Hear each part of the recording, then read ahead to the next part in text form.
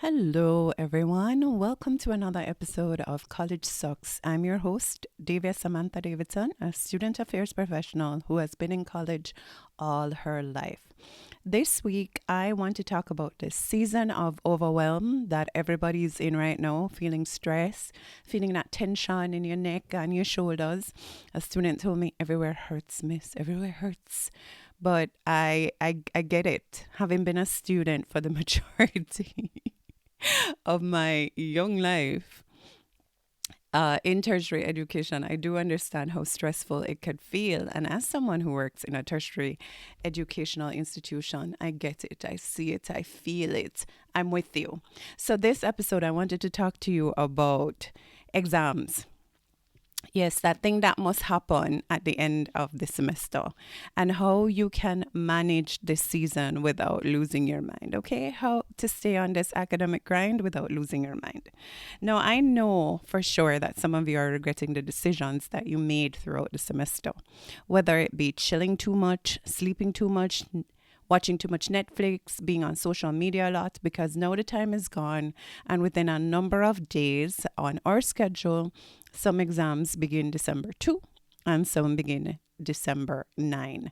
So it's a very short time to get your act together and to try to learn the whole syllabus in a number of days to be able to do well on your exams. And don't listen to anybody. I know people are always like, "Oh, I just want to pass. I just want to pass." You're not really wanting to see those C's, okay? You're really trying to get the best grade that you can. And I feel like this episode could help you to stay focused, not to feel overwhelmed, and to try to get your act together in time for your exams. So I have 5 tips for you because I know you do not have time to be listening to no long podcast. You just want to get up, get these tips, and try to see what you can do to maximize your exam success. All right. So the first thing I want to say to you is don't panic. Stop beating yourself up about the time that is gone because honestly, time is that kind of thing. Once it's gone, you can't reclaim it. It just means that you have to try to be smarter with the time that you had. And I know that you have said to yourself, especially if it's not your first year, yeah, I'm going to do better. I'm going to study early. I'm going to organize myself. I'm going to surround myself with people who are focused on their academic work. I'm going to get it together. Well, you said that in the summer. It's almost December and you didn't do that. There's no way we can go back into the past and get you to behave better. Habits are not formed in that way. Habit and behavioral change takes a long time and it takes a good amount of effort. You have to be intentional about it.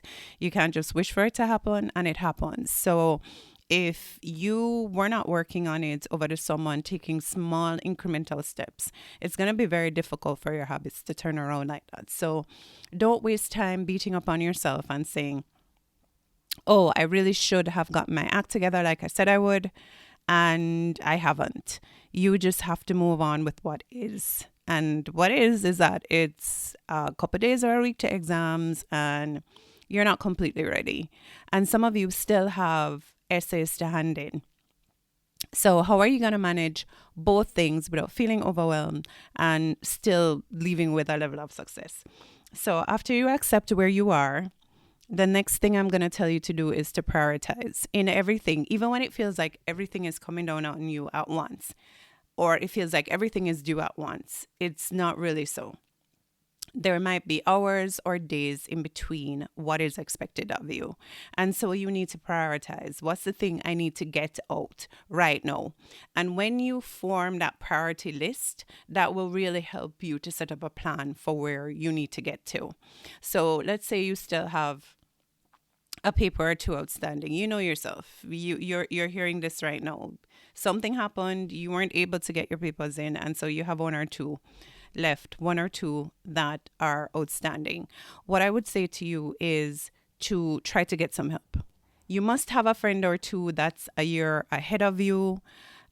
Ask them not to give you their work because that's plagiarism and I'm not supporting that. But okay, what's the quickest way to get through this? If you don't understand the question, they could really help you. And you really need to just be honest with your professor as well. Say, look, I didn't understand, which is why I didn't do it, but now I have to do it. Can you, these are my ideas. Write them down. If they're ridiculous or no, the professor, knowing that you don't have enough time, will just help you to zone down on what needs to be done. And then this is where AI comes in as a really great tool, not for you to just type in a question, because sometimes it's that kind of tool. If you ask the wrong question, you're going to get a wrong answer. And also, you're not the only person who thought, let me just type this essay question real quick in the search bar and then copy and paste everything I've found. So you want to use it as a tool, but you don't want to be using it as the tool.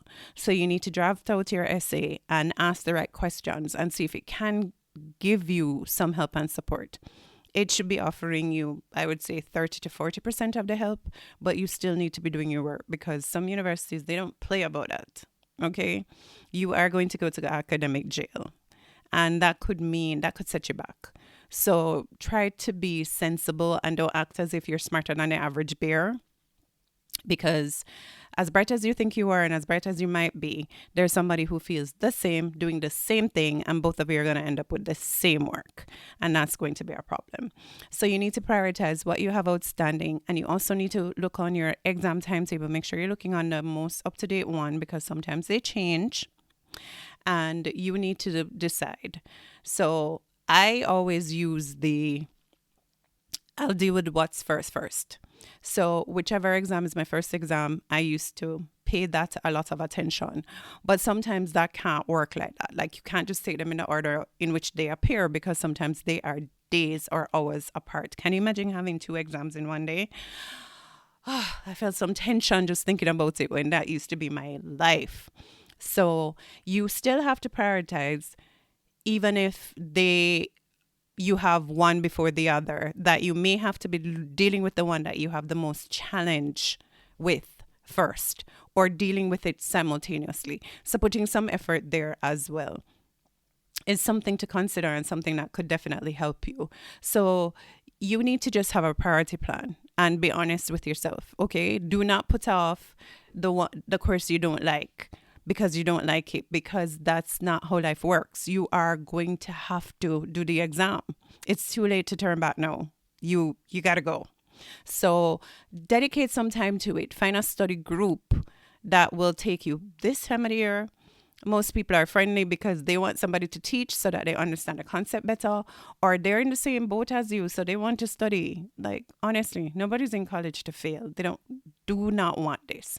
So everybody is going to be pulling up their socks, and you will find a group to help you out for the courses that you don't necessarily like, but you still have to take the exam. So my first tip is to prioritize. Use a system that works for you, and just try to do the best you can.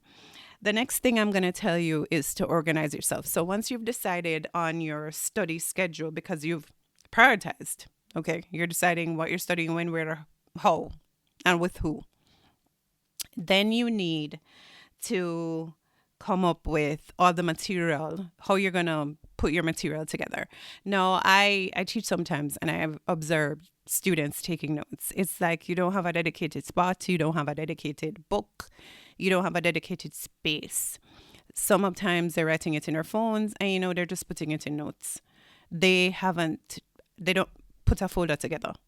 So, and this is something I encourage people to do all the time. Like, when the semester starts, you need to organize yourself. But that's for a whole nother episode. Let me not beat up on you. Let's get into what you can do now. So I would say spend an hour or 2 or 3, if you're disorganized like me, to get your things together. Put all the material, every single thing related to that course, together in a pile, in a folder, in a bag, somewhere.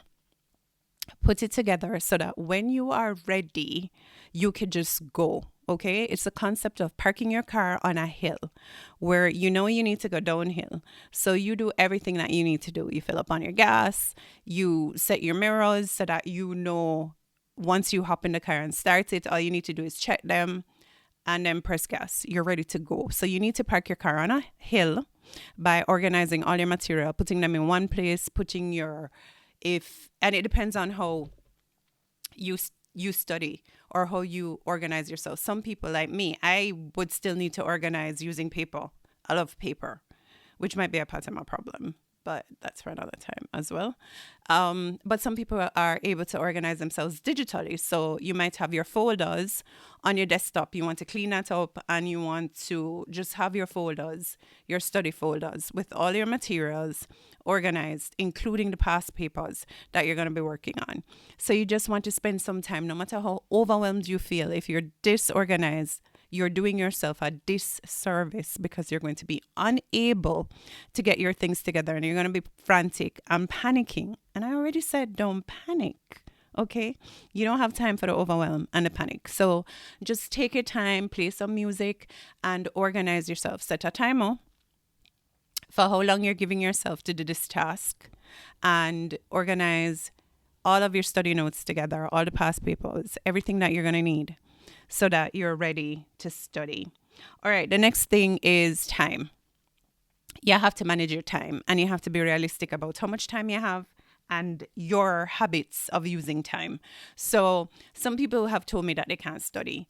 I am not a believer of that. I think you just don't understand what study routine works for you, because studying is really the retention of information in a way that you can reuse it. So if you can remember the lyrics to a song, if you can remember somebody's name, somebody's phone number, you can study. Oftentimes, you just haven't found a study style that works for you. No, some people have photographic memories. I'm not one of them. I know a couple people who have it, and I am so happy for them. One of them in particular in university was my study partner because she took really great notes, not my strength. And she could remember things. Like she literally took snapshots of anything that was on the board, anything that she had seen. But guess what? She still studied. She didn't go like, oh, I have a photographic memory, I'm good, because she realized that she had to take a mental picture and she needed the correct information to take a mental picture. No, people with photographic memory make up a minority of the population. The majority of us don't have that. So we have to find what works for us. So some people are more, they have to work out a past paper. Some people have to talk it through. Some people have to teach somebody. Some people have to do a combination of all of those. For me personally, I liked to work past papers, but I also loved an opportunity to explain a concept that I had figured out or that I was struggling with to somebody else. And then my friend, photographic memory or no, she didn't like to go to class. So there were some concepts that I still had to be teaching her to catch up on or to see if I were that familiar with the material. So that's where I was at on that issue in particular. So you need to know what study plan works for you and just use your time wisely. Now, some of you, when you observe others studying, it makes it worse for you because you see them being able to sit still for an hour or 45 minutes or 30 minutes. Well, maybe not so long in this distracted environment of social media and everybody having their phone. But if you can only study for 5 minutes, there's nothing wrong with that. It's better to do 5 minutes than zero. It's better to try. And in those 5 minutes, you just need to break down. So any task you have to do, you just have to break them down in 5 minutes. 5 minutes, a 1 minute break. And you need to be using your phone as a timer and not something you're looking into. Okay, I would not say to you, organize your study materials and put it on your phone, because that was the place that you lost all your time. I don't think you can be using it in that way. And so I would suggest that as a part of your time management, you look for some of those apps that you can put your phone in phone jail. So there's one on my phone. I'm going to look it up now so I can tell you the correct name. And it's called Screen Zen. And what it does is that you're able to lock a lot of the social media pages that steals your time. Okay, because that's their job and they're doing their job. It's not the time for you to test your mettle and your resilience and your determination. It's time to accept that, hey, I am distracted like the rest of the world, and so I have to put things in place. So Screen Zen allows you to lock some of the pages that you would normally go to. And what happens is every time you try to go there, there's a message that pops up on the screen. So for you, and you can set the message. So your message could be, you have exams, come off of the phone. Or are you serious? What are you doing? Like you could just put things that you know will remind you that it's time to study and you don't have time to be on your phone in these apps doing these things. So the other thing too is that you need to tell the people that you normally talk to a lot that look, it's exam time and I'm kind of on a lockdown.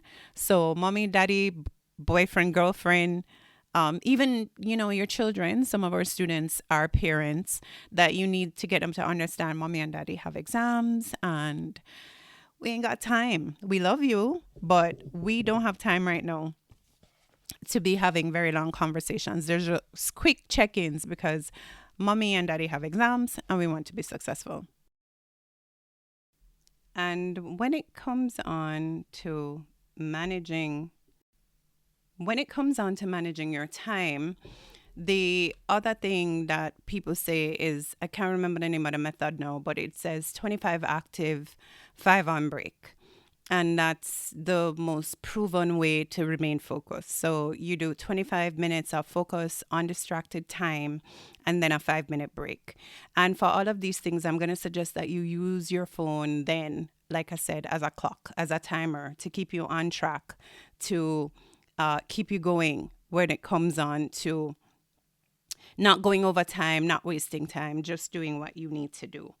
All right. So the next thing is study. Where to study, when to study, how to study. And by now you have some idea of how to do this. What I'll say is get into the mold of it. Don't waste any time. If you're going to be working on past papers, get to them. And just try to zone in on any hints your professors, your lecturers, your tutors may have given you, and try to watch for patterns in the exam, because a lot of times people are like, I studied for it and never came. Were you looking at patterns? Like you need to pay attention to those things to be able to predict, or anything your lecturer hinted at in the final 2 weeks of school. That's definitely coming on the exam. Okay, if they seem stressed when you're not getting the concept, best believe it's coming and you need to pay attention to it. All right.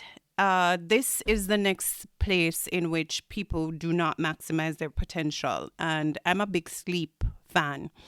As someone with a sleep disorder, I understand the value of sleep and how not sleeping can really impact your productivity and your outcomes.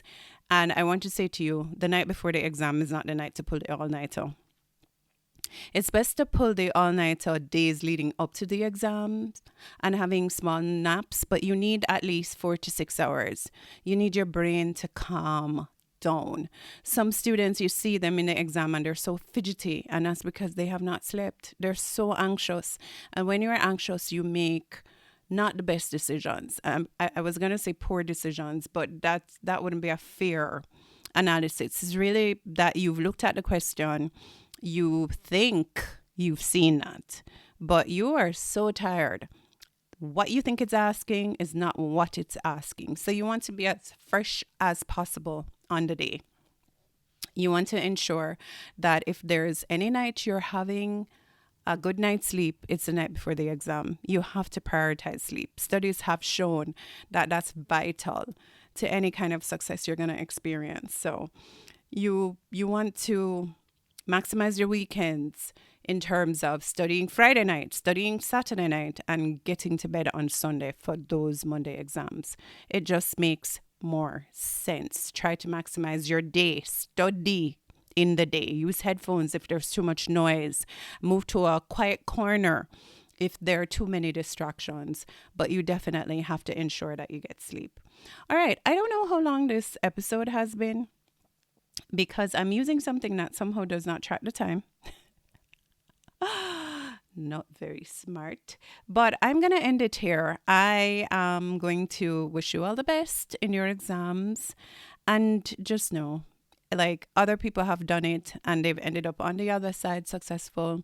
No matter how you feel right now, overwhelmed, demotivated, stressed, all those things.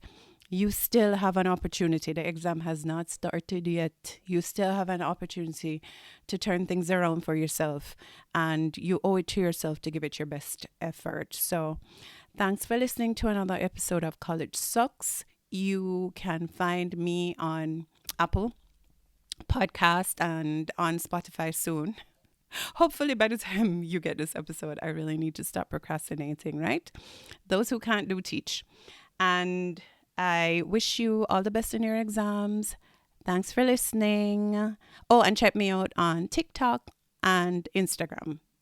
Even though I haven't posted that much over there, I'm going to do a lot better. But please follow me and like and subscribe on YouTube and comment. Like, say if these tips were helpful or they were not helpful, or, just give me some feedback.